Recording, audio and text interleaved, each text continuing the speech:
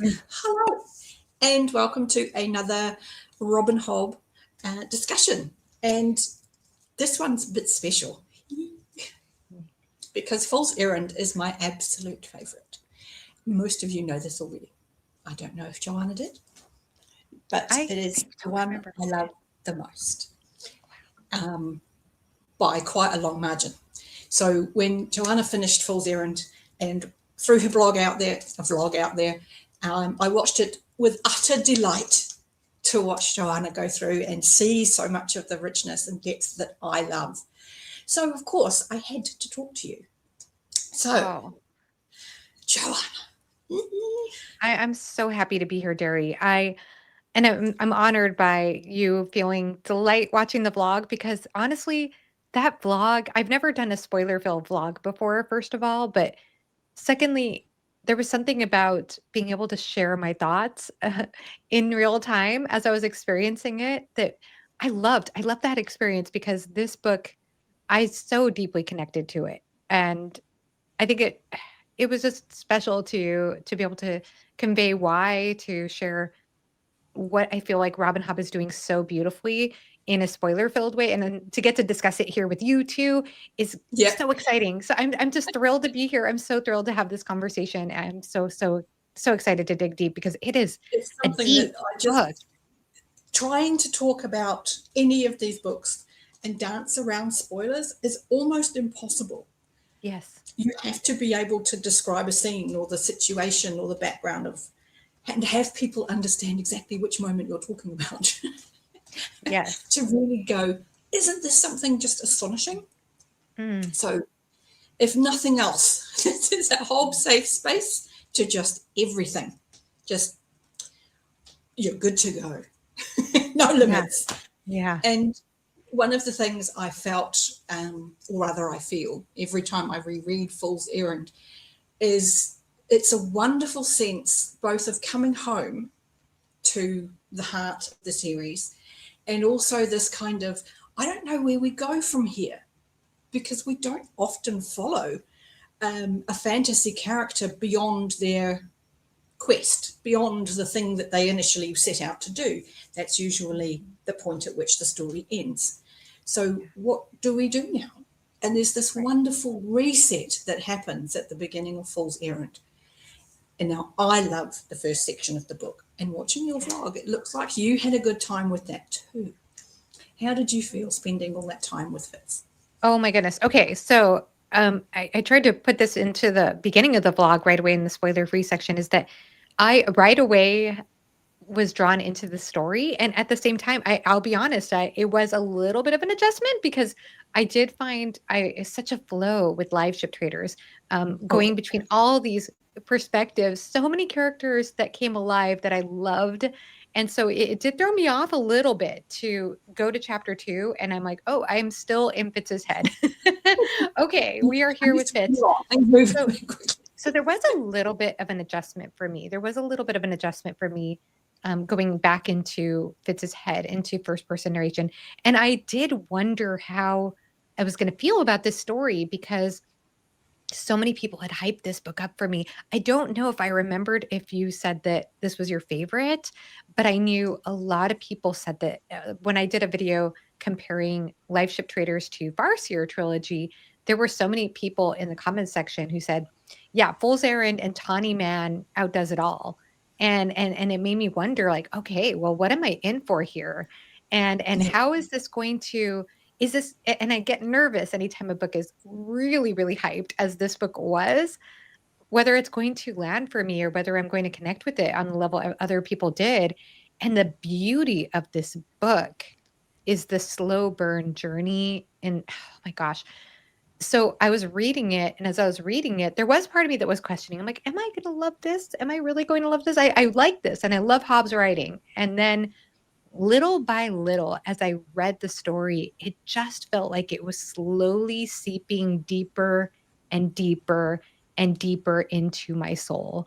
And I said this too in my vlog, like, I don't know what this means about me, but I feel so connected to Fitz. And I think one of the things that just blows my mind about this book, and I'm still I'm still trying to process and understand how Hob does this, is that I feel like I feel this connection with Fitz, in that I feel as though I am Fitz, in a way that I don't normally feel with many characters, but I also feel for Fitz in the sense that I feel like there is this depth, this well of emotion and melancholy and pain that he himself, his outer awareness is numb to in order to get by in his day to day.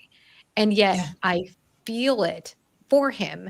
Um, and I, and the bet, and it's crazy because like Hob doesn't ever come out as Fitz and say, I feel this pain. She never does that, but I No, feel it. And the best I could describe it is, I know it's going to be a weird comparison. And I'm not saying that Hob fans are going to necessarily like this book, but one of my favorite books of all time is Stoner by John Williams. And I felt a very similar experience with that book. It's one of my favorite books of all time because I felt like that character Stoner, if you read it if you don't dig deep into the book, if you kind of read it at a glance, some readers might think that this character is just an apathetic character. And I personally feel so differently. I read that book so differently in that I feel like there's a well of loneliness and pain and struggle in this character that he himself is not.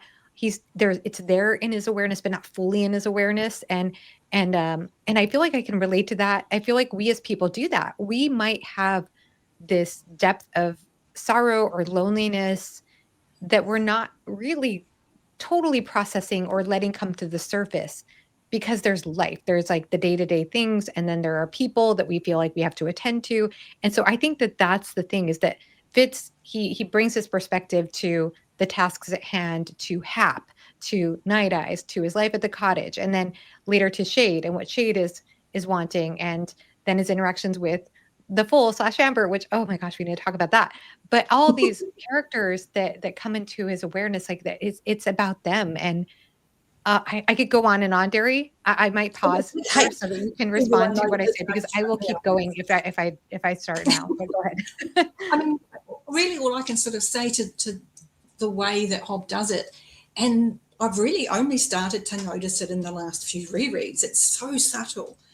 It's in the way she describes the world around Fitz. She never says that he's alone. She never points out how isolated he is. But the cottage, it's isolated. Yes. She very much talks about how far away he is from his neighbours. She really points out how physically isolated he is. And as fairly experienced readers by now, we kind of carry that into what she's trying to tell us. And she's telling us he has deliberately hidden himself from everybody. He doesn't want connection, even as his soul is crying for it. It hurts him too much. And the level of loneliness and that that core of need inside Fitz, the way I see it externally in his character is you see it in how deeply he cares for everything that looks to him for care. From a chicken, he cares about his chickens. Yes. He keeps them safe. He makes sure they have good food. When he's gone for a couple of days, he makes sure somebody's going to go and give them water. And it's those little touches of care that show you how important to him caring is, because he's had such long periods in his life where he didn't get any of it. And it's clearly something he knows is important, that you care for the things that you're responsible for. And it's that awful sort of, I don't know what the word is, I'm sure there is one, where it's the people who have lacked something the most who will go out there and throw it away and go, look, I know what it is to go without this. Here it is. People who have gone through the hardships are the most generous. The people who have gone through truly awful experiences are the ones that try and help others go through it. And that's what Fitz does. Hap is this mistreated orphan who's been bullied and tormented, and he cares for Hap. He gives him somewhere safe. And he teaches Hap that safe is something you can have by being really slow about, it doesn't matter if you do something stupid. We all learn. Admittedly, with Fitz, sometimes it takes a while, but he learns. But he is such a generous soul, and we get to see that from outside.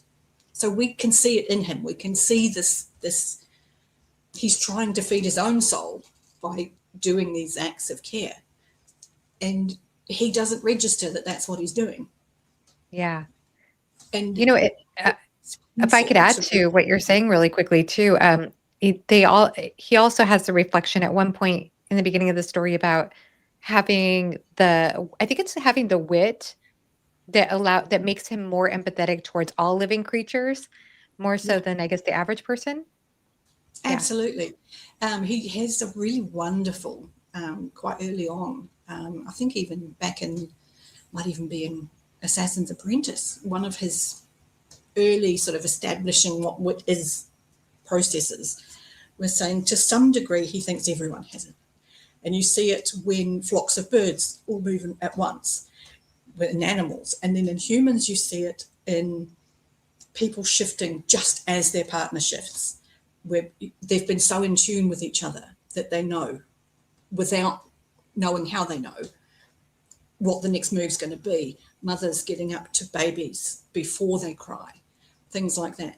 And because he's so aware of that, he's a bit like, and this is a projection to some degree, it's a bit like he's got an exposed nerve around awareness for life, where he can't not feel it. Mm-hmm. So he's so hyper aware of living things around him, which is sort of beautiful. And I think why it pains him so much that his job for so long was hurting people. And I think that's a really it hurt him on quite a primal level. So he carries a lot more scars than just what he's been through. I love the way that it all comes to light throughout this book, because it has for me been 3 years since I had read the Farseer trilogy. So I'm so rusty on those books. I'm so rusty. And yet Hobb did a great job of bringing back those painful memories and scars, like you said. Absolutely. And he thinks about the ways that people who have been through trauma do. They're like, oh, that reminds me of that time. And it's a bit like touching a stove where you go, no, don't want to touch that. And you see him recoil from thinking about those things. It's like, no, not touching that. Yes. Yes, absolutely. I agree with you. Like, yeah. I don't want to go back to that either. I think I wrote something about that and talked about in my vlog about how I felt like, the role of memory is such that there's a familiarity to Buckkeep and being back there that feels like there's a stability that provides because you're familiar with it, but then there's also that sting because of the things that he went through there. Absolutely. Yeah. And memory, I mean, for me, there are so many really strong themes in this series that kind of boggles the mind. You can pretty much apply anything you want to and you'll find it. For me, one of the strongest underlying bones of the series, if we like, is memory is self. Without your memories, you are not a person. And we saw that so clearly in Farseer with the Forged, who didn't have their memories of who they were, and so lost every shred of humanity that they carried. We see it really start to be shown particularly in the later scene in the book where he's in the cave with the young archer and he kind of deliberately switches off his humanity and becomes almost monstrous. Yes. And we know Fitz. We know that's not who he is. And so in deliberately shutting away everything that makes him Fitz, the kindness, the generosity, the care, and going, no, I'm not going to be who that makes me. I'm only going to remember the trauma and the horror and the beatings. And that is now what is making me. And when we see the horror of what that produces, when you only live with those memories. The choice of the way it sort of says you need all of your memories. You need to heal from what has made you the monster. And for that, you need your good memories. But your good memories kind of don't count if you don't have any shitty ones. So she says some very powerful things without saying anything, that your memory is who you are, and you have to embrace all of it, the good and the bad. I almost questioned myself when I was doing my reading and vlogged it. And this is the interesting thing, because when I was reading the first half of the story, that's before we get to that scene where he is abusive or so difficult horrible to that young Archer. And then later he's straight out abusive too, to Dutiful. And I really struggled with those parts of the book, honestly. But leading up to that, it's interesting because whenever I hear about this series, trauma comes up quite a bit. Like, you hear about the role of trauma and of memory, of course, as related to that.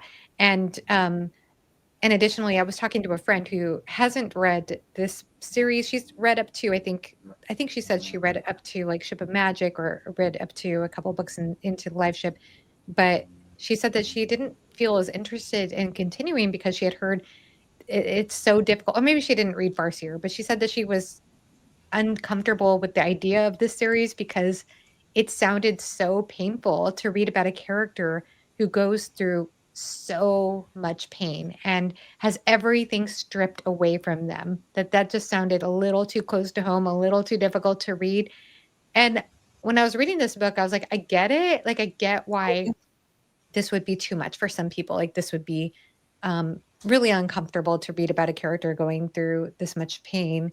But at the same time, I feel like there's so much more to it than that, because when I was reading the first half of the story, the other thing that I saw that I wonder how you feel about this, is that how much love was in the book too, because the scene, like the way I described it, I think there are some grayer shades there when it comes to shade, but there's true love there with Hap, and then there's the love, the exchange between Fool and Fitz when they first reunite. I was wanting to almost tear up thinking about it. Yes, I was so much like it was so incredible. Like, the way that he opens his arms and they have this look, and I could just, I, it just stabbed my heart because It's it was like so gambling beautiful. about like a pig that gets me. We are Yeah. whole.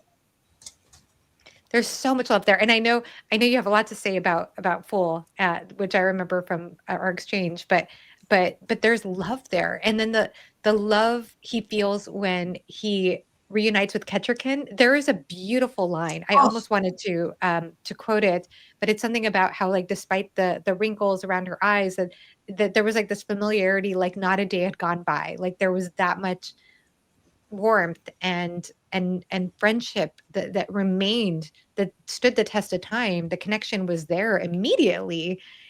So, and of course how he feels about Night Eyes as well.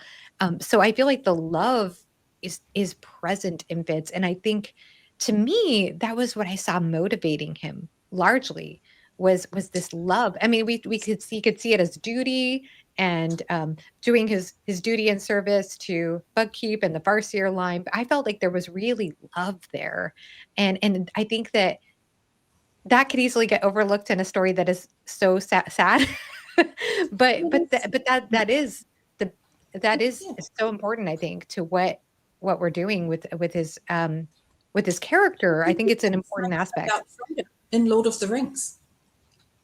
His is not a happy story. His story Right. is full of pain Oh, and yeah. hardship and Yeah. tortured spirit. Yeah. And yet there's love at the heart of that story.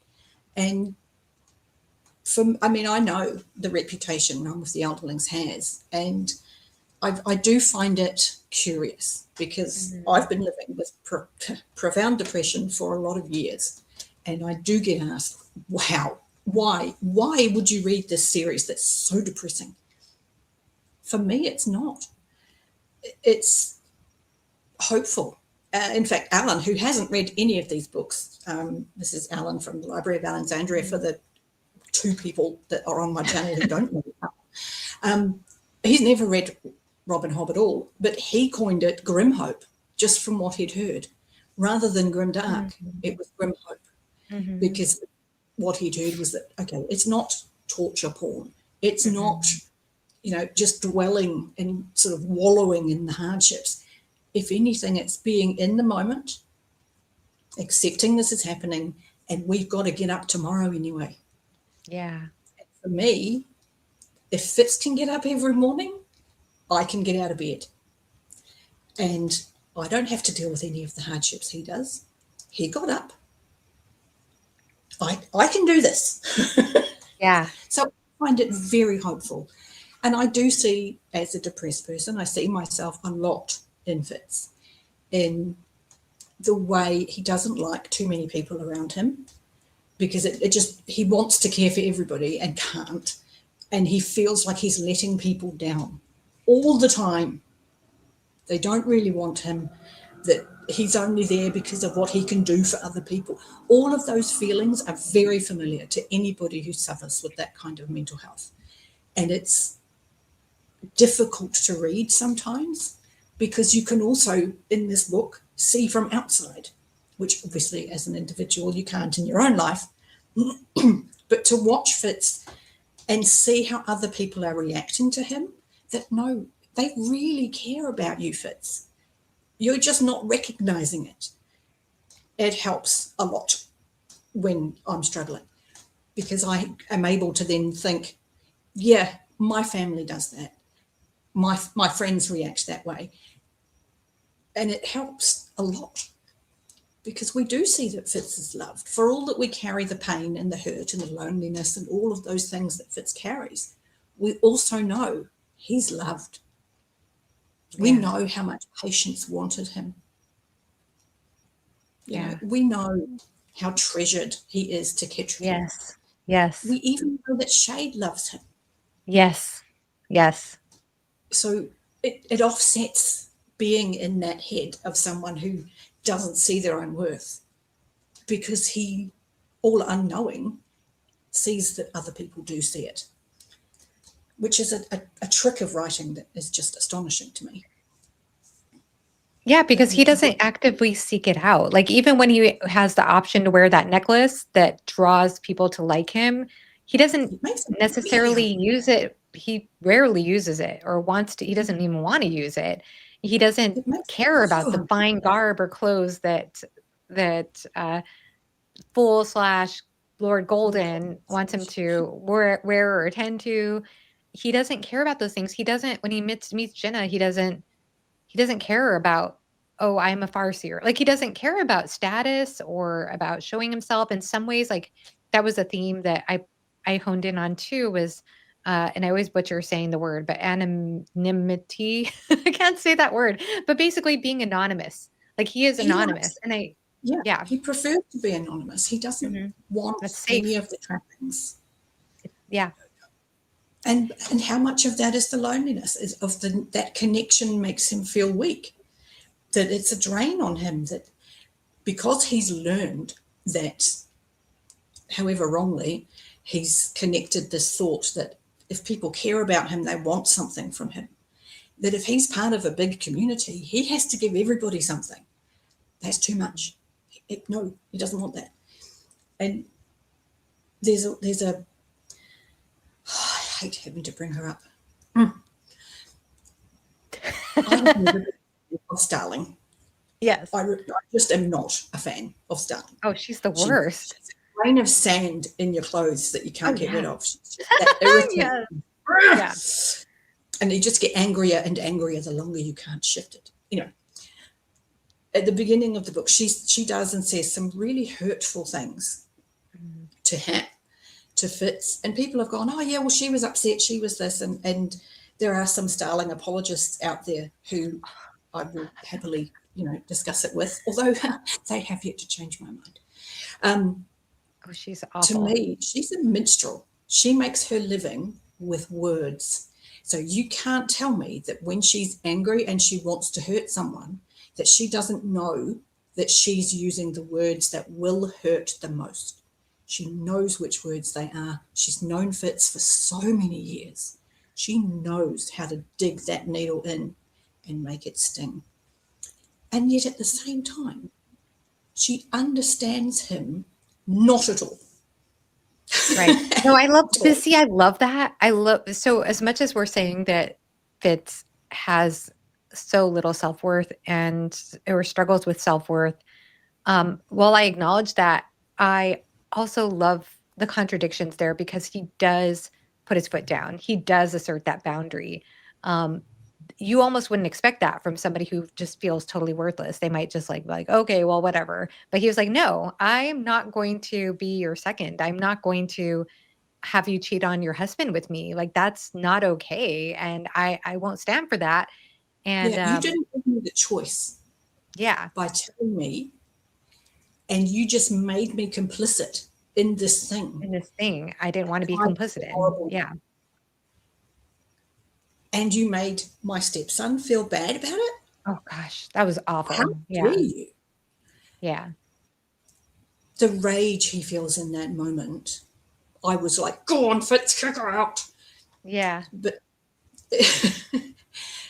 for me, it's the way she talks about him, how he's this uncrowned king, and how she would have been a better match for him, and they knew each other so well, and they were so well. And I was sat there reading it, going, have you met Fitz? No. I love that Night Eyes calls her the howling bitch. I love that. I Yeah. think that's marvelous. I think the fact that Night Eyes has such disdain for Starling is a massive red flag. Huge red flag. Yes. Yes, absolutely. No, she's the worst. I can't stand her. She's terrible. She's that terrible. I don't have time for. But, And it makes me sad too because I love that. I remember even in Barseer having, I don't know. Yeah, I'm with you. I'm with you. I think she's I terrible. don't think she's a nice person. I don't think that kindness comes naturally to her. And that's a big one for me. One of the things I enjoy so much in the first section of Fool's Errand is how much time we get to spend with Night Eyes. And we see so much of his humour. Yeah. You know, they're not under deathly threat. They're not under intense peril for such a huge part of that book. So we just see a calm Night Eyes who's just going about his day, randomly pointing out that Fitz, you've always been stupid. What are you talking about? And it's just wonderful. Oh, you made me look like an idiot. I don't have to help you to do that. It's kind of awesome how much we got to see how Night Eyes had developed in the years. I mean, he's an old wolf now, and he really carries that sense of I've been around, boy, even though he spent his whole life with Fitz. He's very few experiences outside of what he shared with Fitz, and yet there's still this sense that he knows more. He's the hero. He's the hero of the story. He really is. Yeah. And I just, for all that we don't, because you've read to the end of Fool's Errand, we know that we lose Night Eyes at the end of Fool's Errand. We don't have him for very long in the series. I mean, it's 16 books, and we get Night Eyes for 3. Yeah. Yeah. Yeah. You know, his presence is so there. Yeah. Yeah. It's interesting because I was talking to David from Four Corners of the Page, and so I knew Night Eyes was going to die. It was kind of spoiled for me a little bit. But I also feel like it was signposted throughout the book. Like I could see it everywhere. And but I don't know how much of my reading was affected by knowing that was happening. And I'm not regretting that. I'm not bitter or anything. Like that did not ruin my reading experience whatsoever, not knowing that, knowing that Night Eyes was going to die. But at the same time, I do wonder if that changed the way that I read the book or changed the way that I engaged with the themes, because I was talking with David from Four Corners of the Page, and he said that when he read the book, he saw the theme of denial over and over and over again. And I'm like, I'm not saying that's a wrong reading. Like, that's totally a valid reading. But I think for me, I did not quite see that theme. For me, I saw pre-grieving throughout the book. So almost slightly different, Denial even is though one of the denial is part of that. grief. What was that? You know, denial is one of the early stages of grieving.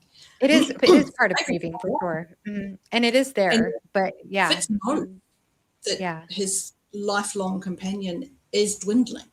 And Yes. it's his rejection of that idea. I do not want to think about what my life is going to be without Right. Night Eyes. So that denial is kind of the same as pre-grieving. And so it may just be a question of terminology, because I know I never felt the sense of difference. Like, I don't remember feeling differently the first time I read Fool's Errand to later. I do know that the more I've read it, the earlier I start crying. Because it's Yeah. like, oh, and then it happens and then he's gone. Yeah. Yeah. I think, like, it was, to me, the way pre-grieving was explored in that story was unlike anything I'd ever read before, because I'd never before reading this book spent much time considering. I guess there is one instance in my life I could think of where I did consider it a little bit, but more often than not, whenever I've thought about pre-grieving, like, for example, my grandmother-in-law lost my grandfather-in-law a couple of years ago to dementia, to Alzheimer's, and she said that even though she still gets cries at times, like, sometimes she'll be talking about him and tear up. She also shared with me that when he died, it wasn't as much of, like, a shock or blow, because she already grieved so much leading up to it, that it was almost there was almost a release. There was almost like a, kind of I feeling. lost my mum Um, to cancer a long time ago, and she it took for several years for it to get her in the end. And there is a sense of pre-grieving, and that who they were isn't who they are now. So you've right, already lost the person who you associate most with the name, like husband, mother, wife. That person isn't there anymore. What you end up with in any sort of situation where there's an extended period of time before you lose someone is they become this other person who's suffering, who's yeah, not in any way getting pleasure from life. So right, when they do take that last breath, and it seems so, and it feels wrong in the moment. There's this sense mhm, almost of happiness because they're not in pain anymore. And you still love right, them. You don't want them yeah, in pain. You don't want them suffering. So that relief that they're not in that situation anymore. So for Fitz, who's watching Night Eyes age, who's watching him get slower, who's watching the ache in his hips, and mhm, it's like, no, I will give you whatever years I've got to improve what you've got now. And there is such a beautiful ownership of his own life from Night Eyes when he yes. rejects that out of hand. So much so, he says, I will break our bond if you do that to me again. Yes. Yes, yes, yes. So here's the thing that I thought was so brilliant about it, is that I have thought about what it's like to pre-grieve somebody because of my relationship with my grandmother-in-law, and other people I've seen, and in my own dog. My own dog, we had to put down a year ago now. Like, it's been a year ago this week and we found out at the beginning of November that she had bone cancer. And so we did have pre-grieving for her leading up to it. And I sobbed so hard when she passed. So hard. But what I thought was so fascinating or so well done in this book was not only seeing from the perspective of the person who is pre-grieving, because I also could relate to, like, oh, I don't want this to be true. This can't be true. Like, you do want to fight the reality for sure. But it's also the way we get the perspective of Night Eyes, the person. I'm going to consider him a person in this context, the person who is being pre-grieved for. And Hold, that is what's we'll so come back to different. this in 2 seconds. Where were you? At Night Eyes and being the person Yeah, no, grieved I for. just think I don't think I've given much thought to what it's like to be the one who's being pre-grieved for. And when we get those moments from Night Eyes, who says, "You steal my now," like you're stealing my now when you're grieving my death to come, is what he basically tells Fitz. And he's like, "Don't Yeah, do that. Don't steal this moment with me." Like, and so much about being in the now, being present here and now. And I'm still alive right now. Be here with me in this yes. moment. And Stop imagining me not being here. yes, and I think that's powerful. There are a couple of things that come to mind is I know a lot of people who have started to pre-grieve uh, their loved ones who are quite a bit elderly, but you never know. Sometimes No, life it's that. takes people, sometimes life has surprises, and I know that that was happening to a friend of mine. He was worried about his parents passing, who were growing older. And then tragically, a younger member of the family just died without expectation. Like life is so Yeah, unexpected. it's You that never grief. know. You never know. And they ended up living so much longer than he expected. So but at the same time, like, it's just yeah, you have to be in the now. You have to yes, death might be there, and I think pre-grieving has a place, but just to acknowledge what it's like for Night Eyes. And then the other thing that came to mind for that, and I didn't say this in my vlog, is that I know when my dog was going through the pain she was going through from bone cancer, dogs don't show it the same way that humans do. Dogs don't experience pain the same way that humans do. And somebody told me this, I don't remember who told me this, that evolution wise, dogs will very much like wolves will not show that they're in pain, because if they show that they're in pain, then they're seen as They the would weak control. link and then they'll be left by the pack. So Yeah, it also made me think, I wonder if Night Eyes, he's thinking pack first before myself, before my own needs. And he even they've says, as long as always there been. is cubs, there is pack. And he Yes, tries to, like I said, he is the hero of the story. He is the one who's going out there, going after that miscat. He gets those wounds that fester, but he also is the one who tunes into not only that this miscat is strange and there's something not right there, but also yeah, he's the one who recognizes that there has been some kind of bridge that's created between the skill and the wit, that when the wit or skill is open, the wit can bridge in. I mean, yeah. he's doing all types of heroic He investigative work sits in this really story. He does profound so much. levels. He really does. It's something that in Fast Air, and we get caught up on at the beginning of Fool's Errand, when Fitz spends time with Rolf and Holly in at the feet of the mountains, a witted community, and he learns quite a lot about his people, his skills, things that if he'd had family, perhaps he would have learned growing up. And Rolf continually was telling him, "You are too close to Night Eyes. I love This is that. not a healthy Yeah. bond. You are too interwoven. You are too much wolf, and he is too much human." And he And is very human. Night Eyes Night is Eyes very point, human-like. I'm trying to find a word for an idea. That's not a wolf thing. Right. No. And so he thinks in such a profound way. And I think the thing that obviously Rolf wasn't aware of because it's so taboo, he wasn't aware that Fitz and Night Eyes had shared Night Eyes' body for a time when Fitz was dead. That's a Mm. very strange sentence. Um, when Fitz was dead, very strange. And I have always seen that as an incredibly pivotal thing that gets overlooked, because when Fitz comes back to his body, is forced back into his body, the fact that he and Night Eyes have been one entity means that he and Night Eyes have been separated into two bodies. Not that Fitz is now in one and Night Eyes is in one.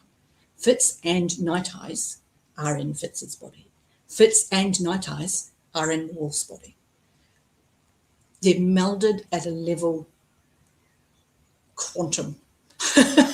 Yeah. They are a single entity for me, to a large extent. They are one entity. And I think that's why at the end of the book, when we have lost Night Eyes, Fitz can still hear him so very clearly. Now I've just frozen. Is that me? Yeah, you froze. Yeah. Well, we could wait a minute, see if it comes back. Oh, there, you're back. Okay. So the voice of Night Eyes in Fitz's head, I think, will be more than Rolf or anybody could have said to him. I mean, Rolf did say, you'll hear him. You will know what he would have said in the same way as I can hear my mum's voice. You know them well enough that you can insert their thoughts into your subconscious. But I think that the continuation of hearing Night Eyes, because Fitz will always hear Night Eyes, is partly because, to some extent, so some weird way, only a shell was lost. The part of Night Eyes that remains is somehow also not dead, but not like the part that was with Fitz in Fitz's body is still sentient. It feels like it is a separate thinking process to Fitz's, if that makes sense, because of the time they spent bonded as one entity. I sort of think of it like if you mix orange juice and water in a pitcher, you can pour it into two different glasses, but it's always going to be orange juice and water. You can't separate them out again. Yeah. That's where I sit with that. And so he can't hide his pre-grieving from Night Eyes. Night Eyes can't hide his irritation about it. And when he says, I will separate our bond, the pain that goes along with that thought isn't just Fitz's. Night Eyes is as horrified at that as Fitz is. And that's his point. That's how far I will go. But I also wonder too, because he's related to that, Night Eyes is very protective of that separation now. I mean, maybe after Rolf explained the importance of that separation. Proud of himself and achieved it. Yeah. So I have found a place to be myself. And yeah. But he was always wiser than Fitz. The brains of the operation. Let's be fair. Yeah, no, it's a question that I definitely had though when I got to the end of the book, because it's so clear that Night Eyes is not operating like a normal wolf in some ways. In some ways he is, in some ways he's not. Especially with how, especially even with how he intervenes when Fitz is he brings Fitz back when Fitz is being horrible to that young archer. He's like, no, brother, please don't do this. I'm like, this is not like a typical, it's just interesting how it's very anthropomorphized for like a wolf to have this ethical dilemma, in my opinion. But it makes sense because they're of the way that the wit has connected them so how they've intermingled their consciousnesses. And so it also came across in my mind. I'm like, how much of Fitz is actually wolf consciousness, you know? Absolutely. And we do see him think that I'm reacting like a wolf right now. I've averted my gaze. I've done subservient. Yeah. And how telling is that to people who know behavior? The thing with the scene where Night Eyes intervenes is he brings Fitz back with love. And he reminds him, you love me and I need you right now. And that wins. Yes, it does. What brings, I need you. You need to care for me right now. And that's what brings him back. Yes. Yes. Oh, that's so beautiful. This book, goodness. This very proud, very beautiful, mature wolf that's powerful and strong knows in that moment, I have to be weak because Fitz has to. That's how I bring him back, is to make him look after me. And there's something very, it's very deep. It's a profound understanding of what's needed in that moment, which I don't know that many people could have come to. a conclusion with Mm-hmm. that. Maybe Full, but Full was too scared to think that clearly in that moment. Which again kind of says he doesn't have that same connection to Fitz as Night Eyes. So Yeah. it's sad. But because I love the Full and Fitz together. I love them. I love everything about the time they spend at the cabin together. Because in Fast Air, we're told a lot about their friendship. We're told a lot how much they care for each other. And we see them sort of bicker and tease and carry on, but we don't really ever see closeness. Just hanging out and being friends. So to get that at the beginning of Fool's Errand was like this just gift from heaven to just watch them exist as friends together, just in each other's space, just in tune, enjoying each other's company. The way Fitz describes it with such comfort is, Yeah. I love it so much. And then the moment that Full gets up one morning and he puts on his garb as Lord Golden, and he's like, okay, well, I have to go now because I have to be I have to be the prophet, and I will try not to need you as my catalyst as long as I can. Mm. And it's the separation of, I can't be your friend when I'm the prophet, because when I'm the prophet, it fights with my need to be your friend and protect you. I have to make you this role of catalyst. I can't fight. And we know just how deep that conflict is for Fool because of life ship traders and oh my gosh. So it's just so deep. It's so deep. It's so deep. Like it really is.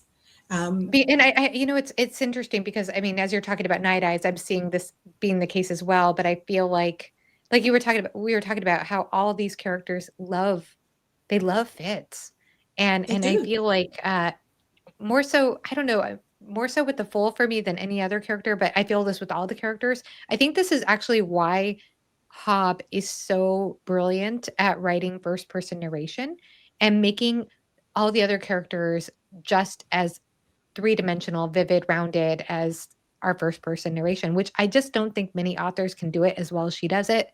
And I think because for me, I feel like in some ways, and there's limitations to what I'm about to say, but in some ways, I feel like Full is our standing character for how much we love Fitz. Like, I feel like, I don't know, what a powerful character. What a powerful character. It's like it's that love. It's that love again. I can't say it in a more, I wish I could find a more, I feel nuanced it. yeah. I Yeah, another way to resonate say it. Yeah. because yes, the sadness he feels at knowing that because he's the prophet, he's going to put Fitz, who is his catalyst, through things that will hurts him. He's like, I very much get the sense that if he could, sometimes he wishes he didn't have to be the prophet, that he could just be friends with Fitz. But he can't set that aside. Being a prophet is who he is.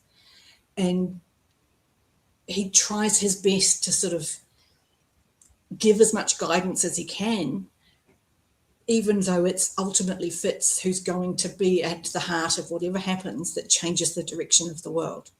But you know yeah. And what's amazing to me too is that we're getting that. We're like feeling for Fool's conflict, but I don't quite get the sense that Fitz understands it 100%. Like to him, this whole catalyst discussion is like, I don't know about this stuff. I'm just gonna let him do his catalyst white prophet thing.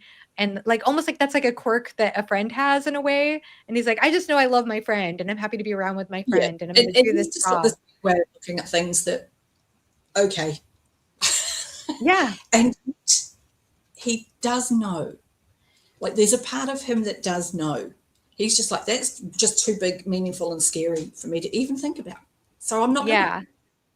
Do you think he which senses that then? Do you think he senses his destiny then embedded in that? Yeah. I don't know so much as destiny, but I think that he understands that there are times in his life when world-altering things happen far beyond his understanding. And I think that frightens him a lot because, of course, it does. The fate of the world is literally resting on the decision you're about to make. And I think that in those moments, he does believe 100% that Fool is a prophet and the decision he's about to make is earth-shattering. And then the moment's over and he goes, don't be so deluded. Like anything I do, it could possibly be so important. Right. And falls back into this denial of Yes. his own importance. Mm-hmm. So it makes him very uncomfortable when Fool insists on talking about it. Because Fool knows he knows. Fool's like, yeah, you can say that you don't believe me, but I know you do. And even if it makes you uncomfortable, sometimes I'm going to force the issue. And it is always uncomfortable because we can see Fitz going, no, I don't want to talk about it. I don't want to talk about this. And yet it does bring some really beautiful moments. There's an absolutely like soul-searingly beautiful moment at the cabin when they're talking about names. And we get the story of Fool's name, Beloved. And it's just so beautiful. Fitz can't handle it. He's like, oh, there's too much love happening in this conversation and I don't know how to deal with it. I'm going to go to sleep. Good night. Because he doesn't know how to deal with profound emotion. It frightens him. Because the people he's loved most in his life have let him down. His mother gave him away. Mm-hmm. All unknowing that Nosy didn't die, Burke, his father figure, killed his dog. People who he loves hurt him. So when somebody loves him that much that he knows he loves back, shows that vulnerability, Fitz is like, no, can't do that. No. I think he does open up though a little more than that though, because I mean he does does this open armed welcome when Fool comes, and I think that there is some openness, and then even with Jenna, like the Jenna thing was really strange because it was like the assassin's training kicks in, and he's like, okay, you know that I'm witted, and I'm gonna have to kill you, but then suddenly he wears a necklace and they kiss, and then he's like, oh well, there is a curiosity there, I think, and an open-mindedness to her. There are some reservations, I think, but it seems like there is an openness there that so there are some subtle contradictions there. Yeah. I think it's just a human loneliness. And here is a woman who is warm and generous and sees a need. And speaking for myself, I would shag Fitz. No, absolutely. And it's something that a bloke said a while back to me is, why are women always throwing themselves at Fitz? I'm like, here's the thing, they're not. No. What we're seeing is women noticing that here is a clean, well-spoken person who has been taught how to be charming by an assassin. He's literally been trained to engage people and to make them want to talk to him. And he's kind and he's handsome. Of course, the minute people start talking to him, if they're a woman in full possession of their faculties, they'll be like, quite like that one. I didn't ever necessarily think of it that way. Neither did I until I spoke to a man about it. Interesting. I mean, yeah. I don't like the Starling. I mean, I'm not against it being there. I did appreciate that. I appreciated Starling being in the story only because he could reject her. Like that was that was a connection back to Buckkeep. Yeah. And being that go-between between he and Shade. I've never liked that she only saw him as a means to an end. He was Right. the person with the story she was going to tell. He's the king. His Right. title, his position in history, always meant more to Starling than Fitz, the Yeah. person, meant. Yeah. And the self-absorption that that woman Mhm. had, I really don't like Starling. Yeah, I love the part I love that it shows Fitz does have some self-respect because he does reject her. He does have I'm not. self-respect. And so I feel like I need that. I need Fitz to have some subtle contradictions. You know what I mean? And I think that makes him more human to me than if he would just cave because he has low self-worth. You know what I mean? So I I think appreciate that's that about him. it's the trauma. It's the trauma of having been invaded in his mind. That the idea of not having autonomy in his mind, not having autonomy over his body, is really, really important to Fitz. So to feel like he's been tricked, to feel like he's been used, makes him feel horrible, I and he think doesn't it's want that. He's I like, think it's no, that, but it's also just him how seeing, dare you? wow, how differently they see things too. Oh Like yeah, how different because he realized I think some of part of him knows like, wow, we just see the world in a so totally very different different. way. And we've never lived together and Yeah, on a we didn't day-to-day rub basis off to find in out. order to see that. And so I think that's part of it too. But I got a kick out of the end how she looks at him as like this tragic, pathetic figure because he's serving this Lord Golden, and she doesn't know he's the Fitz. Yeah, You and know, she her doesn't thinking is all recognize. about status. It's all about gain Yeah. and status and all these things that And it Fitz doesn't proves care she never about. sees the person. Yeah. They represent something to her. Everyone Mhm. represents to her rather than being a person in their own right. Fitz always sees through Fool's disguises, always, Mhm. because he always sees Fool. Yes. In the same way that Night Eyes, because people can't change their scent, can never be disguised Yes. fooled by a disguise. And so when he realizes that Starling doesn't recognize Fool, he realizes finally what it is about her that has always bothered him. She doesn't actually pay attention. And Right. he thinks at the very least that Fool deserves attention. And by extension, I deserve attention. I'm a person. I'm not something that represents an idea to you. Don't dehumanize me in that way. And it, it, I really don't like Stella. No, she's the worst. She's awful. She's terrible.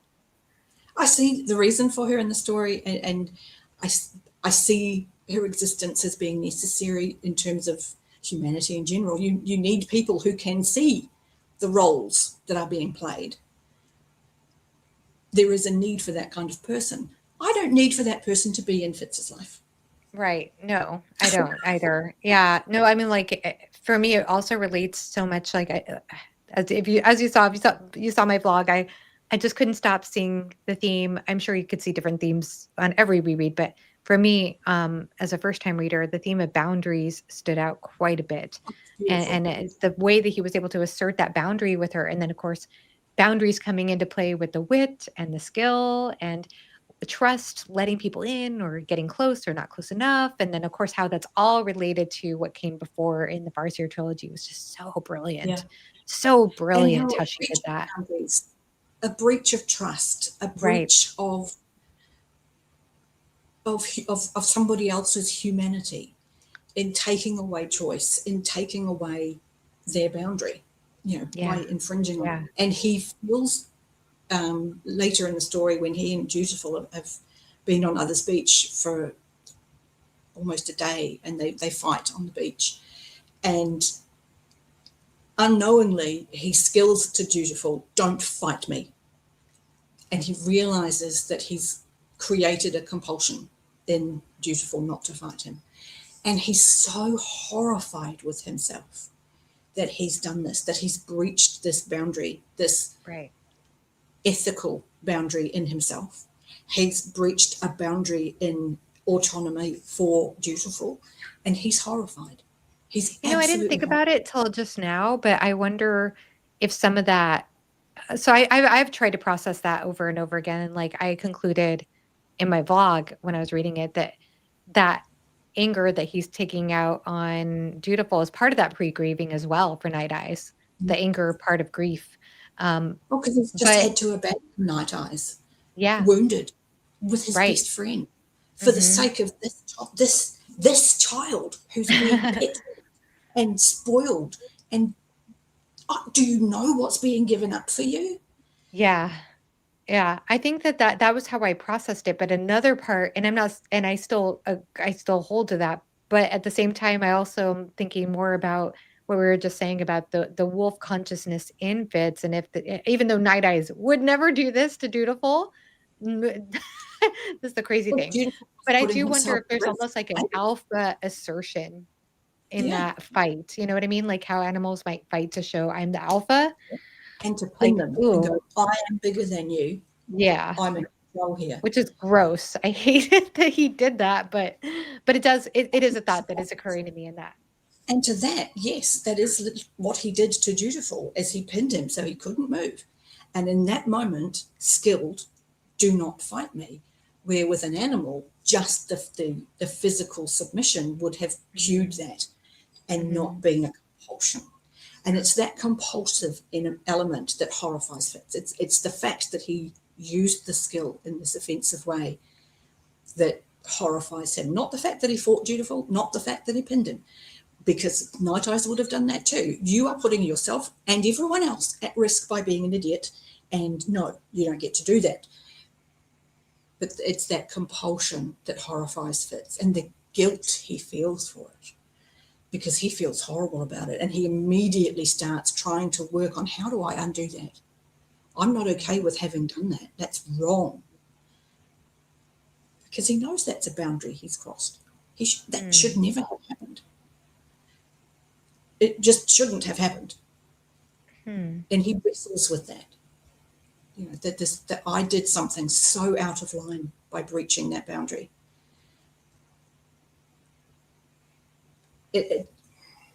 The physical nature of that battle hasn't ever really bothered me much, in that Night Eyes, I think, would have run him and pinned him down for the same thing. I don't know It, that I would see that. I mean, he was behaving as a cub would, at risk, but attracting danger to himself. He's sat by the fire, keening into the wit, drawing attention from anybody witted enough to hear him, and that's a risk to them. And I do think Night Eyes would have taken steps, not least because Night Eyes is now partly Fitz. But we have seen things in Night Eyes before. Well, he will run down somebody who could bring danger upon them. He has that in him. Well, I understand what you're saying, and I do think that Night Eyes would do that as a protective measure. I feel like Night Eyes has a strong moral compass. My goodness, Oh, and yeah. that over and over again in the series. But in that moment when he's being rough with Dutiful, I felt like maybe I misread it, but I read it as him being angry at Dutiful, Oh, he was like very projecting a angry. bunch of anger. Okay, so I didn't see it as much as a He was protective very angry. thing as much And as he it was was, very annoyed. yeah. But we also we learned in Farsia that Fitz has a bit of berserker in him, Mhm. where he reaches a point and then isn't capable of thought anymore. So there's always an element of that to keep in mind, that he does have that in him, to literally lose sense of self in that moment. And who's to say he's not in that moment picking up on Dutiful's rage at his situation? Because Dutiful's got to be angry. Who the hell are you to ruin my life and to put me in this situation? And again, it's something that it's there in the subtext and it's there in the tones, but unless you're looking for it, you'd never think to think that. Mm. Yeah. And it's why I say, and I will say to you and have said to everyone else, is to reread this series, because you get to read a series you love and will love again, and it be a different story. Right. The second time through, it's a Yeah. different story. I mean, there certainly is a lot of subtext in the story for sure. Yeah, But yeah, it's yeah, a lot of yeah. stuff. I was actually surprised, to be honest. I was pretty impressed with how quickly Dutiful came around when Fitz explained the situation of like, there is a dead consciousness in your mind. Like usually I would think in that situation, just seeing people, just knowing a bunch of young people in my life, both when I was young and even now, who get Yeah, into these toxic relationships and cannot get out to save their lives. Like no yeah, matter they how can't much do you try to say, this is it. bad news, you are in a terrible situation, you are throwing Yeah, away your future, get out of this relationship. They will never see that. They will no, not. They no. They will not leave that situation. So I was I actually think, pretty yeah, impressed with how quickly Dutiful came out of it. I mean, it's not like it's immediate, but it was pretty quick that he came around to seeing the truth it of was it. pretty quick. I was totally on board with it because Kettricken is his mother for a start. Hmm. He's been brought up in Kettricken's idea of what royalty is. Hmm. And so he knows how much weight his voice carries. He knows how careful he has to be about the people around him because everybody wants something from him. So, with that awareness so ingrained in him, when Fitz explains somebody wants something from you and this is how they're doing it, Dutiful doesn't question that, yeah, somebody might want something from me because he knows that people want things from him. The fact that he is heir to a throne means that he grasps the depth of that. And it's the first time he's had his feelings involved when that's come to play, which is where we get that sense of betrayal. Yeah. Like, I thought you let me think that I was in love, and you, Oh, I felt for him, poor guy. Poor poor Dutiful. little, I feel oh, for that. Oh my gosh. Yeah. you know, because in very similar ways to Fitz, he's isolated, he's lonely, he doesn't Yeah, have kids. and I'd be curious to hear your thoughts about my thoughts about that because as much as he which is it was a little okay, maybe you could clear up some things about this for me. Illuminate me, Derry. So when Dutiful tells Fitz, or he when they come back around and they get out of the other's beach, then Dutiful seems to have this admiration for Fitz. Like, oh wow, you don't treat me like a prince, you don't revere me, nobody talks to me like this. You're being real Yeah, with me. I know that there's truth to that. The fact that he's never had anybody talk with him like that or be a real figure with him or talk to him straight, and he desperately wants that. Is some of that also connected to the skill connection too? I mean, there is explanation at the end of the book. There is explanation from Fitz's perspective that after they both lose their companions, after the Mistcat dies and after Night Eyes dies, that the wit in them leaves them wide open. Like their boundaries yeah, are wide open, radiating that need, that loneliness, that need to connect. And so they're very what's the word, susceptible, I think, to yeah, having that very, connection because of that. And then there's very, also additionally, in addition to the wit, there is that skill bond thing that happened, yeah. and so it's like both and that's pulling them together. But do you think that there's any influence of that into his perception of it, or do you think it just really is what he says it is? Like, I've never I, had anybody look at me, like I'm talk to me going to that one of way. his points, um, to make my point in that I I was adopted by my stepfather. My Mm, mother was my mother. My stepfather adopted me as a baby. And story, I never knew my real father, didn't know him. When I found my father many, many years later, I was in my 20s, and we reconnected, and it was an instant click. We got on immediately, not a problem. It's like we'd known each other forever. It was all very awkward. mhm, And I learned that I had siblings. I've got younger brothers and sisters who I never knew, who were now adults, and a couple of them have come out over the years to visit. And when I went to meet the first one at the airport, my partner at the time says to me, "Did you bring the photo?" And I said, "I don't need to bring a photo." And he said, "Well, how will you know them?" And as he said this, we walked past an open door. And I said, "Because I'm just going to know them. That's him there."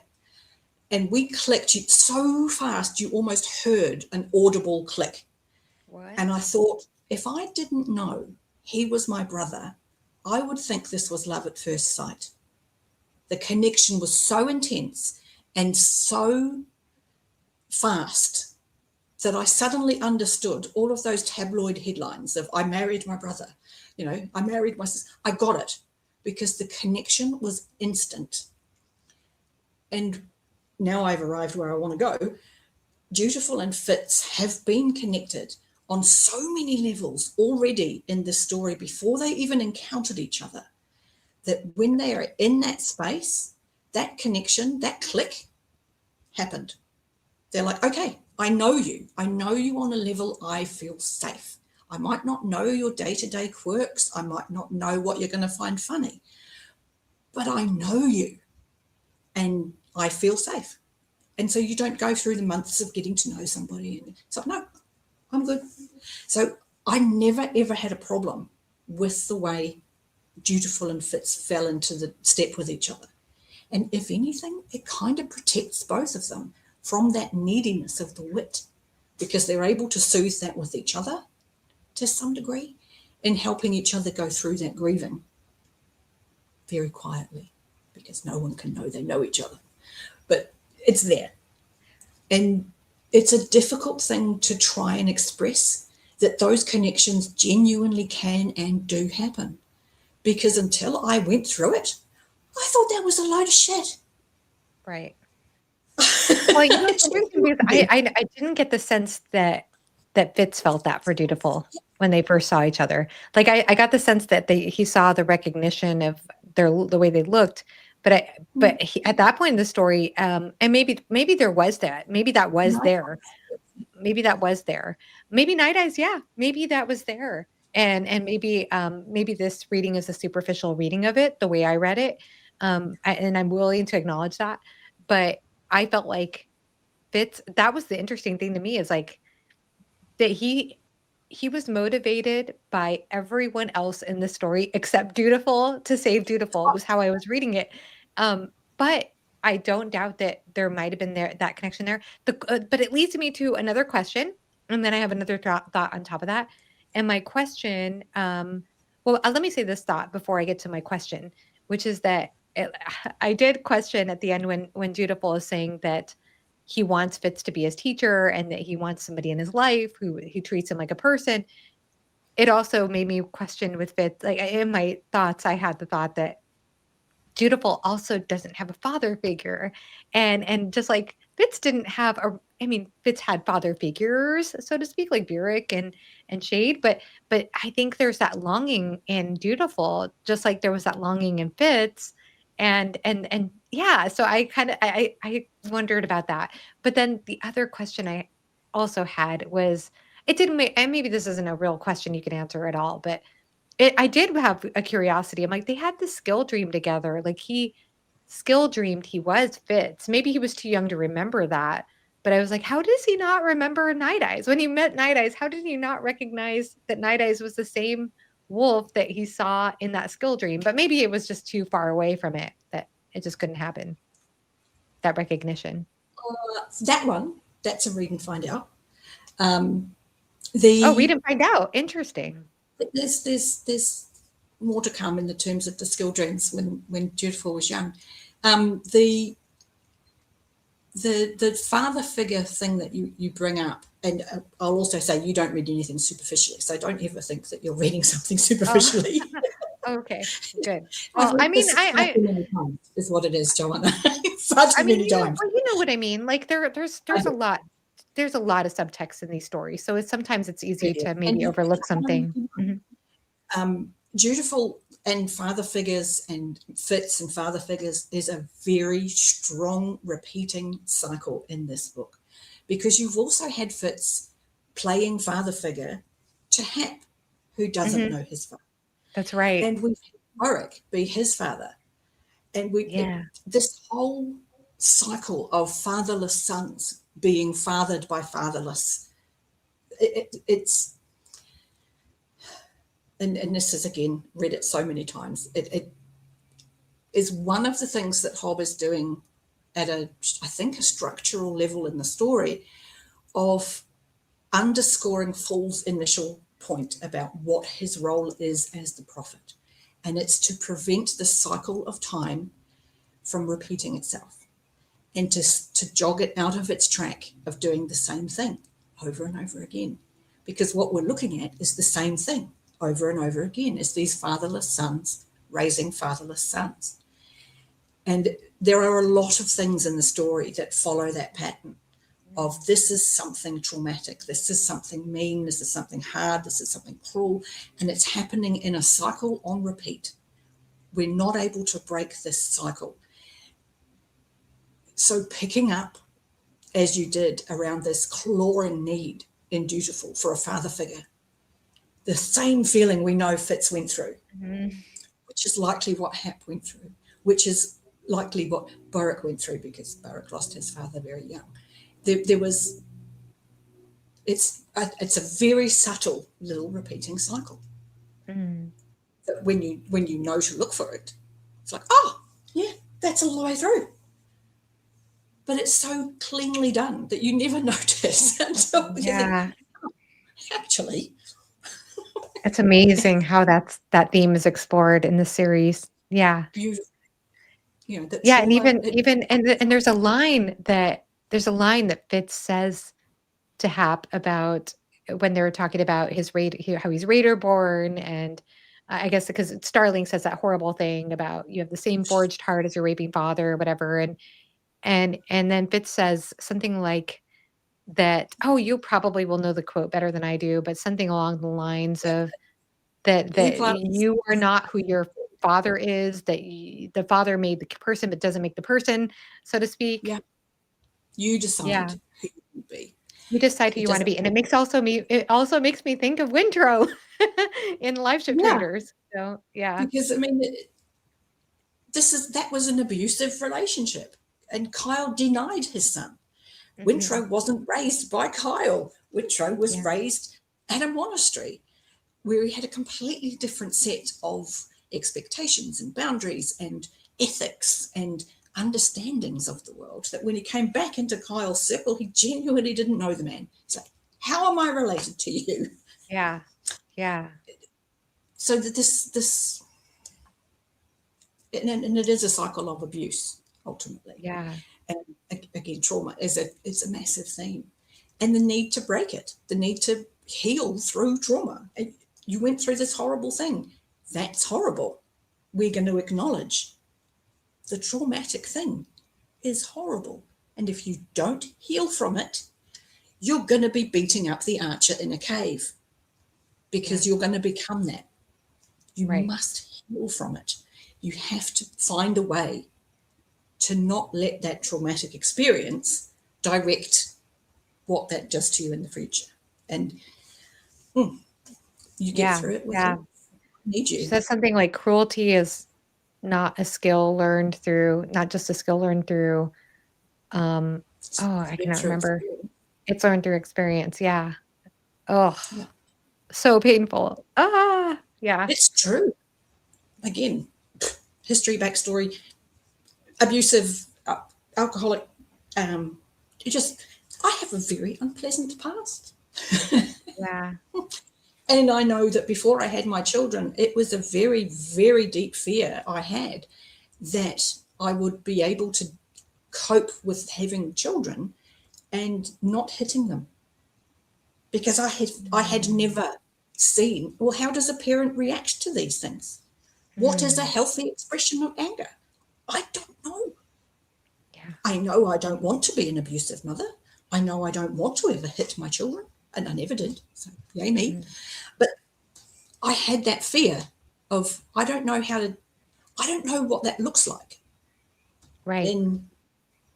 And this is why trauma becomes this cycle. They talk about it in therapy, generational trauma. Right, And it's right. because the child doesn't learn anything different. So the Mhm. things that they've had modeled as children become the way they act as adults. So it very much then becomes about self-education and healing. You have to heal from your trauma. Yeah, Just yeah, the suck. And we're seeing that. And that Fitz is trying really hard, not always succeeding, but he's trying really hard to not be that. And he needed my guys' help a couple of times in Fool's Errand. yeah. Um, it's so interesting too because the epigraph. I'm just thinking about the epilogue. The epilogue. Um, and it's like it seems like he says that there was a time when I thought that my life's significant work would be to write a history of the six duchies. I made a start of it any number of times, but always seemed to slide sideways from that grand tale into a recounting of the days and details of my own small life.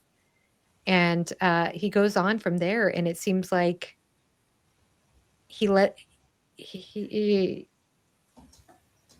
he talks about it the last paragraph, but then I returned one day to find all my careful scribing gone to fragments of vellum lying in a trampled yard with wet snow blowing over them. I sat my horse looking down on them and knew that, as it always would, the past has broken free of my effort to define and understand it. History is no more fixed and dead than the future.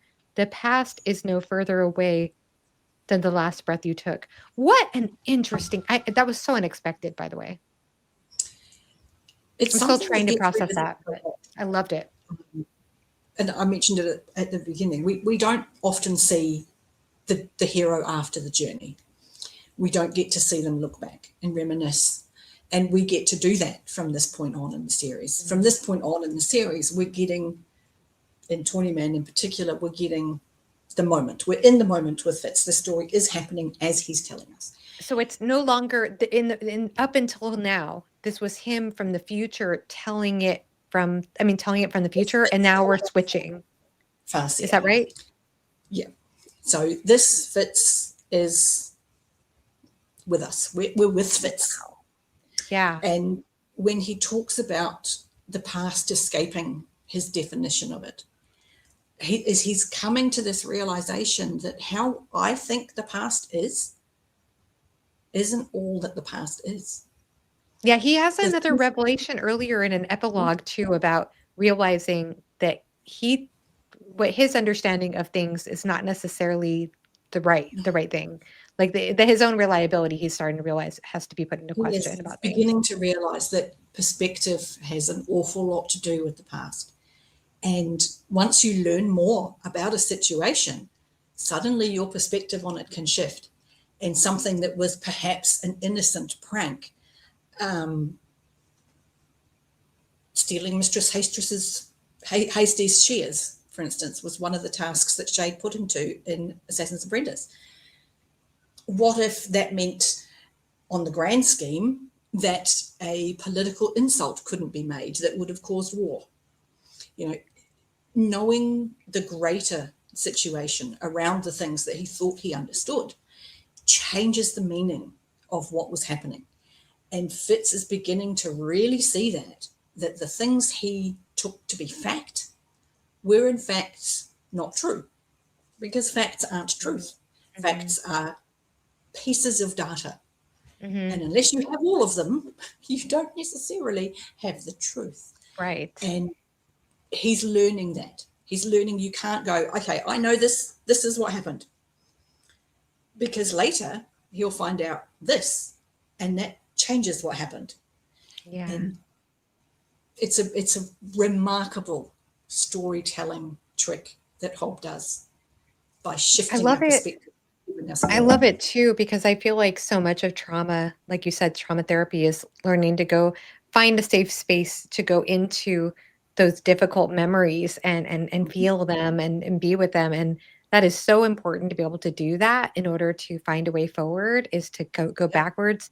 But at the same time, there can also be a tendency to rerun the same story over and over again and not really go to the heart of the feeling, and that not really doing anything for you.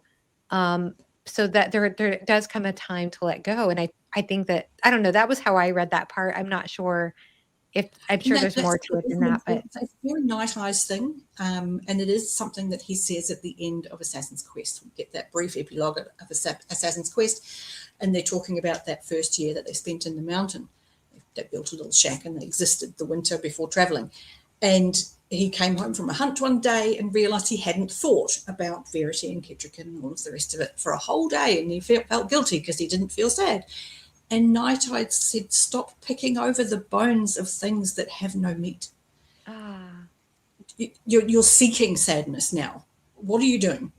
And that's kind of the point. It's like you have to visit the trauma to heal from it, but you can't live there because you can't.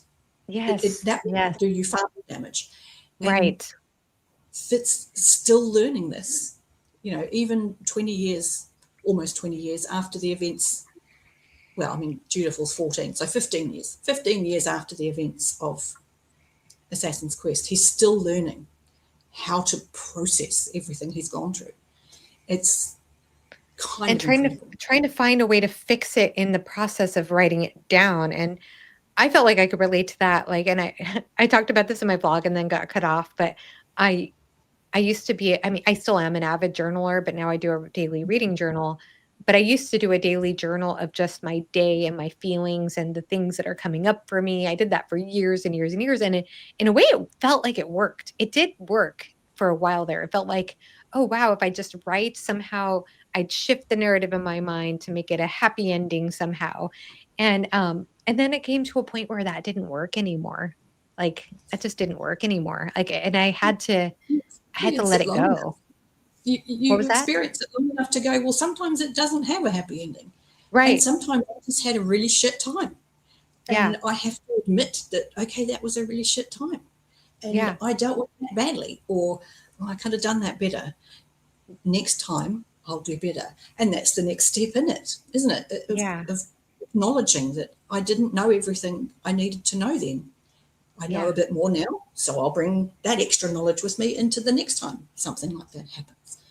And that's kind of where Fitz is right now. He's kind of Yeah. gone, oh, well, I know more now. I will try and make smarter choices. We know Fitz, we know how that's going to go. But he's trying. He's trying. But you also touched quite a while ago now, and I thought, oh, we'll come back to that. And we didn't, was Kettricken and the Oh, reunion with Kettricken. yes. And how jealous Full was that he cried with Kettricken. And the difficulty Fitz had explaining it. And I Oh, loved it. I thought it was beautiful because he tried to make it clear to Full, no, you were grieving because I was grieving. She was grieving. So we were grieving together. And it was a separate thing. And I just loved that. And it speaks to, again, something in briefly sort of brushed over in Farseer, is that Kettricken has a touch of the wit because she felt it when he left. I don't, so it's been a while since I've read Farseer, so I trust you. I trust you. Yeah. It, Oh, her saying that mm, broke me the same way it mm, did Fitz. mm, yeah. Because Mm, it gave meaning to mm, the depth of her grief, which is what then gave Fitz permission. I can grieve with this person. She gets it. mm, And then the jealousy in Full. But hey, points to Full. He recognised it in the moment of, oh, I'm jealous because I wanted you to cry with me. mm, I wanted to be your safe space. And I couldn't. So I'm shitty. But he yeah. owns it. Points there. And again, speaks to the care between Fitz and Fool. Fool was like, I know you need to grieve, and I want to be your safe space. Grieve. I won't hurt you. But of course, Fitz being Fitz has to feel very safe before he's going to be vulnerable. And it was, Yeah. and I bawled like a baby. Oh, Every time. yeah. That's the point at which, okay, he's actually gone, and now I can grieve. Because I've given up crying his actual death by then. So now I get to cry because he's gone. But it's a beautiful death. It sounds like a strange sentence, but it's that sense that something goes on, and we literally get Night Eyes saying, I've always had to go before you. And the number of people who are like, I didn't believe it happened and I had to read it again, I get, because it doesn't feel like forever. Right. It feels like Night Eyes has just moved on. I loved it. I loved it. It made me think about my grandparents who were married for 56 years and didn't want to die apart from from each other. They didn't want to go one without the other. They didn't even wear seatbelts because they were hoping maybe we'll die together in a car accident. Like, and then my grandfather, I think he knew that he was going to die the week he died. There were a lot of signs that make me think that now. And he told my grandmother, he's like, "What are you going to do when I go? What are you going to do?" And she's like, "No, I can't think about it. No, no, no, no, no." And he's like, when you die, you're not going to die. Yeah, and we did feel like he went first so she could go, because then she died of heart failure within a few months because she couldn't live without him. She couldn't live without him. But yeah, it's like it made me think of them. Like it's almost like, even though I anticipate that Fitz is going to live a longer life, especially as this is a long series. I want you in this moment to remember that when I read this Story Man the first time, it ended at Fool's fate. There was no Rain Wilds. There was no Fitz in the Fool. I got to read this thinking this was the end. So. Okay. Well, that's a really interesting point to bring up. Yeah. But at the same time, it's like, oh God, he has nothing to say for now. But you do get the sense of like Night Eyes is there for him when Fitz is ready. Like, oh, that's so bittersweet. So bittersweet. I do think it was beautifully written. I do think it was beautifully written. The way that he went. I think it was a beautiful death too. A very beautiful sentence. I'm just trying to see if I can think of it off the top of my head. But Fitz is talking about the way the witted community is surrounding Dutiful and helping him through his grief at losing the miscat and leaving him alone. Oh, yeah. And when you reject community, you are also rejecting the community. And it's worded differently because it just carries so much more weight. And that by rejecting himself as witted, by saying, I don't want to be, I'm not going to be part of this community, I'm going to remain hidden, he doesn't get to claim the support of that community when he needs it. And that self-isolation, again, by choice, that no one else understands, continues to hammer home this sense of complete abandonment, of complete loneliness, of just always feeling alone in his suffering. It's so interesting the way grief is explored in this book, because Night Eyes' passing was beautiful. It was beautiful and it was peaceful and it was his time to go. And he was elderly. He was ready to, he'd served his part. He did so much. And then the miscat was not as long-term of relationship with Dutiful. He didn't even know the miscat's name. And yet the death with the miscat was so violent and so sudden. And really upsetting it was. It was very violent, but also very courageous and very... Oh, yeah. Sacrifice. Something to be proud of. Yeah. The miscat chose to be a sacrifice. And, and obviously it's not exactly the same, but it did in some ways, what you're saying too, it made me think a lot about the passing of my own pets last year, because we, as you know, we lost our cat in October. We lost our cat in early September, violently got hit by a car, and so sudden and so unexpected. And we thought this cat was going to outlive our dog. We thought we'd have him for many more years. And just the shock of that death. Mm, And then with our dog, on the other hand, we knew our dog was very elderly. She was reaching the yeah. end of her time for a boxer. Then she got diagnosed. And so we took our time, and then we chose the day, and then that was a whole other, it was the two different types of grieving. Both were so hard, but at the same time, like what you were saying about the isolation, like I don't know how I could have done that without my husband. Like we both, Yeah. just being together and grieving together, we were able to find our way through it.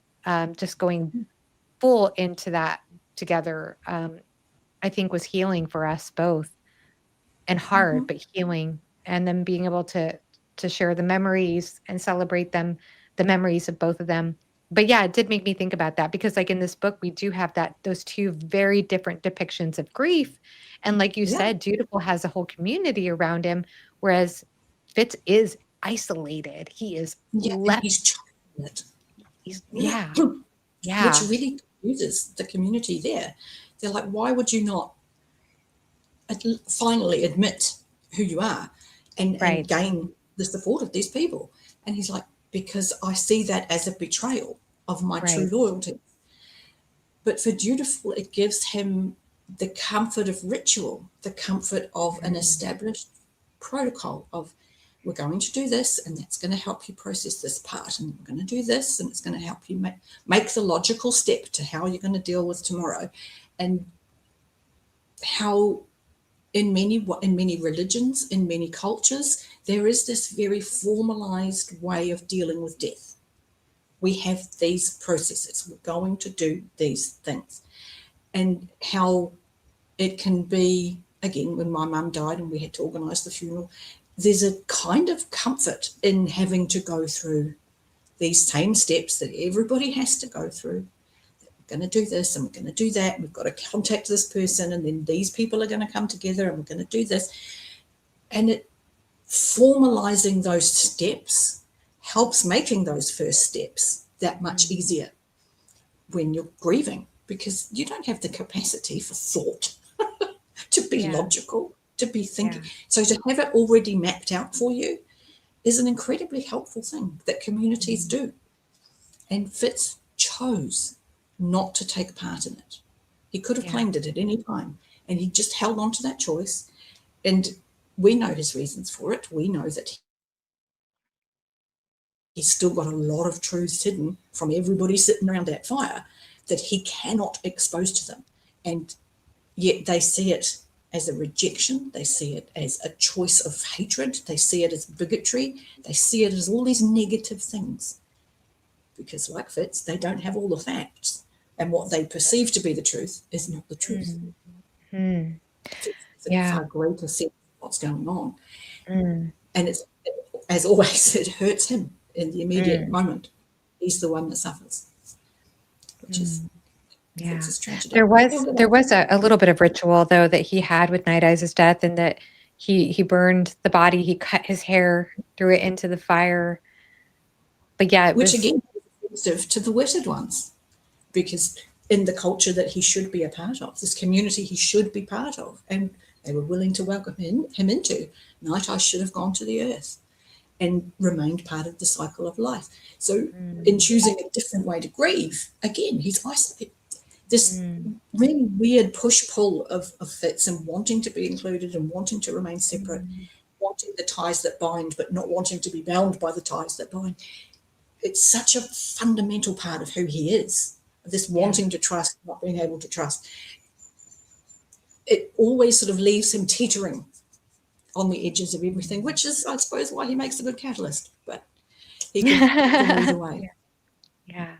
But Beautifully said. the Yeah. yeah, it's just so many beautiful moments in Fool's Errand, moments of friendship. I mean, Shade at the very beginning showing up. I love the Mm, fact that that's with Shade showing up at the door, and the kind of sadness I feel in Shade that Fitz takes a moment to decide if he's happy about this or not. mhm, Because Shade wants this to be something joyful. He's like, I'm mhm, here, I'm here, mhm. Yeah. give me a hug. And Fitz is like, whoa, are you here to kill me? Mhm. And how much that hurt Shade. Yes. Oh, yes. There was Isn't so much pain in Shade's interactions with Fitz throughout the book. Every time they got yeah, together, it seemed like there was a painful moment for Shade yeah. and how he Um, wanted their relationship to be and how it was. Yeah, because of Fitz's inability to trust because of everything in the past.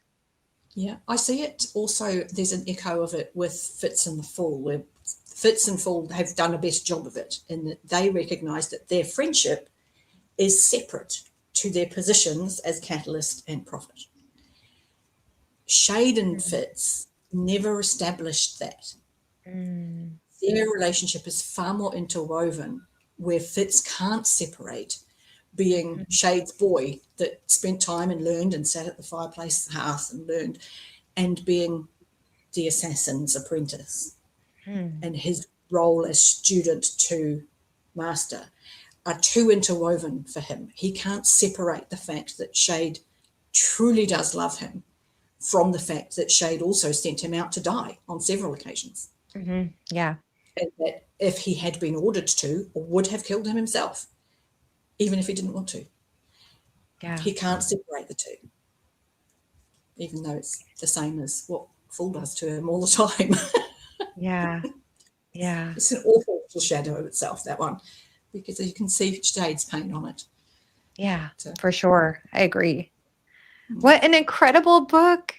Derri, it thank you is. so much for sharing thoughts with me and for letting me process my thoughts with you. And I I can't always, I'm really excited. I hope we do this. We should do this for every book in the I'm hoping trilogy or to. series. I'm I would hoping love to, if you're open to it, of course. Yeah. Golden Fall is an interesting one. There's in much the same way as Royal Assassin, and Farseer is the one that sort of bridges the intimate with the big story.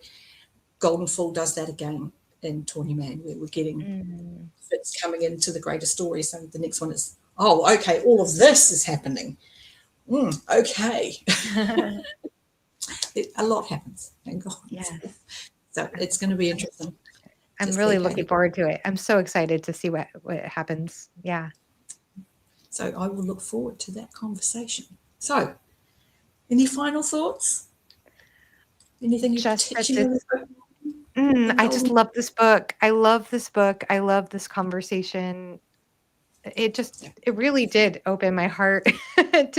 It just got to me. It did. It got to me. And it's just brilliant. It's a it is. brilliant, No brilliant book. argument. Especially with like nothing happening in the first half of the book aside from Night Eyes choking on a fishbone, which was pretty dramatic, but Yeah, still. yeah. A It's total just for a absolutely chicken wing. incredible. Yeah. It proves that, people have said, I'd read anything if Hob wrote it. I'd read if nothing happened. I'm like, seriously, the first 200 pages of Fool's Errand, nothing happens. I Nothing love it. happens. And it's amazing. We literally follow Fitz, feed the chickens. It's just Yeah. a book. Yeah. And yet, Oh, it's the most beautiful and magical writing I think Hob has ever done. However, we have much to look forward to, and we will definitely be talking some more. But with that, I think we're going to love you and leave you. Good reading, everyone. yay. Thank you.